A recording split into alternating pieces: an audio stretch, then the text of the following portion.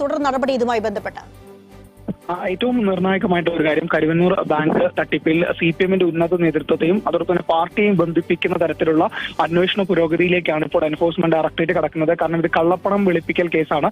ഇതുകൂടാതെ ഏറ്റവും ശ്രദ്ധേയമായിട്ടുള്ള ഒരു കാര്യം, ഇതിനു മുൻപ് സമാനമായിട്ടുള്ള ഒരു എന്തായാലും രണ്ടും കൽപ്പിച്ച് തന്നെയാണ് പ്രധാനമന്ത്രി നരേന്ദ്രമോദി. അത് ഉറപ്പായ കാര്യം തന്നെയാണ്. നമുക്കറിയാം, 2 ദിവസം മുമ്പാണ് അദ്ദേഹം പറഞ്ഞത് കേരളത്തിലെ കരുവന്നൂർ ബാങ്ക് തട്ടിപ്പ് പാവങ്ങളുടെ പണമാണ്, അഴിമതി നടത്തിയ ആരായാലും അകത്താക്കും എന്ന് പറഞ്ഞത്.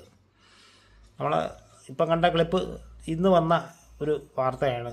കരുവന്നൂരിലെ പാവപ്പെട്ട ഒരുപാട് പേര് ഇഷ്ടിട്ട് അത് അടിച്ചു മാറ്റിയ CPM, ഉറപ്പായ CPM തന്നെയാണ് അതിലെ മുഖ്യ പ്രതി. രസമെന്ന് പറയുന്നത് ED-യുടെ കണ്ടെത്തലെന്ന് പറയുന്നത് കരുവന്നൂർ ബാങ്കിൽ തന്നെ 5 അക്കൗണ്ട് CPM-നുണ്ട്.